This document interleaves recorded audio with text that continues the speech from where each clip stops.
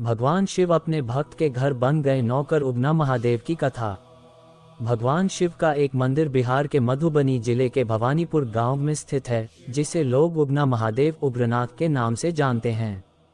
लोगों का मानना है कि इसी जगह पर भगवान शंकर ने स्वयं मैथिली भाषा के महाकवि विद्यापति के यहाँ नौकरी की थी।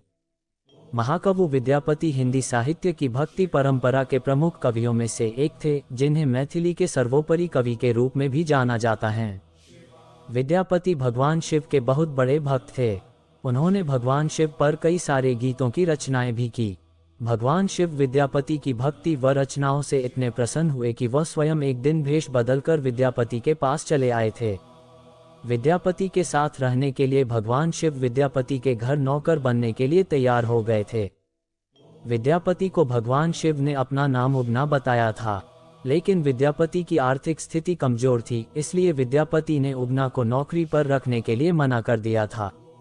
लेकिन भोलेनाथ कहाँ मानने वाले थे। भोलेनाथ ने विद्यापति से कहा कि मुझे तुम 2 वक्त का भोजन दे दो। उगना के कहने पर सिर्फ 2 वक्त के भोजन पर उन्हें रखने के लिए विद्यापति तैयार हो गए थे। अब विद्यापति जिधर भी जाते उगना भी उनके साथ रहते थे। एक बार की बात है, विद्यापति राजा के दरबार में जा रहे थे। वो जंगल से गुजर रहे थे तो तेज गर्मी और धूप से विद्यापति का गला सूखने लगा, मगर आसपास कहीं पर भी जल नहीं था। इस पर विद्यापति ने उगना से जल लाने के लिए कहा। तब उगना यानी कि भगवान शिव शंकर ने थोड़ा दूर जाकर अपनी जटा खोली व एक लोटा गंगाजल लेकर आ गए। जल पीते ही विद्यापति को गंगाजल का स्वाद आया। उन्होंने सोचा कि इस वन के बीच ये जल कहाँ से आया। इसके बाद उन्हें संदेह हुआ कि कहीं उगना स्वयं भगवान शिव है ही तो नहीं है। विद्यापति ने भगवान शिव के चरण पकड़ लिए तो भगवान शंकर को अपने वास्तविक स्वरूप में आना पड़ा। इसके बाद भगवान शिव ने महाकवि विद्यापति के साथ रहने की इच्छा जताई और उन्हें बताया कि वह उगना बनकर ही साथ रहेंगे। उनके वास्तविक रूप का किसी को पता नहीं चलना चाहिए। अगर तुमने किसी को बता दिया तो उसी दिन मैं तुम्हारे पास से चला जाऊंगा। इस पर विद्यापति ने भगवान शिव की सारी बातें मान ली। लेकिन एक दिन उगना द्वारा किसी गलती पर विद्यापति की पत्नी भगवान शिव को चूल्हे की जलती हुई लकड़ी से पीटने लग गई।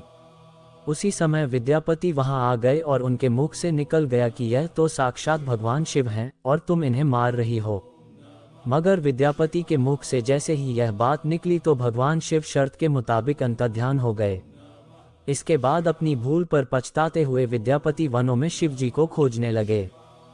अपने प्रिय भक्त की ऐसी दशा देखकर भगवान शिव विद्यापति के सामने प्रकट हुए और उन्हें समझाया कि मैं अब तुम्हारे साथ नहीं रह सकता, परंतु उगना के रूप में जो तुम्हारे साथ रहा उसके प्रतीक चिन्ह के रूप में अब मैं शिवलिंग के रूप में तुम्हारे पास विराजमान रहूंगा। उसके बाद से ही उस स्थान पर स्वयंभू शिवलिंग प्रकट हो गया। जिस स्थान पर वह शिवलिंग विराजमान हुआ उसी स्थान को आज उगना महादेव उग्रनाथ मंदिर के नाम से जाना जाता है। उग्रनाथ मंदिर के गर्भगृह में जाने के लिए लोगों को 6 सीढ़ियां उतरकर जाना पड़ता है। यहाँ का शिवलिंग तल से 5 फुट नीचे है। वर्तमान में जो मंदिर हम देखते हैं उसका निर्माण सन 1932 में हुआ था। बताया जाता है कि 1934 के भूकंप में मंदिर को कोई भी नुकसान नहीं हुआ था। इस मंदिर के सामने एक सुंदर सरोवर और पास में ही एक कुआं भी है। इस कुएं के बारे में ऐसी मान्यता है कि भगवान शिव विद्यापति के लिए यहीं से पानी भरते थे। इस कारण से काफी श्रद्धालु इसका पानी पीने के बेचैन रहते हैं। वीडियो अगर पसंद आया हो तो वीडियो को लाइक और चैनल को सब्सक्राइब करें और अपने दोस्तों के साथ शेयर करें। धन्यवाद।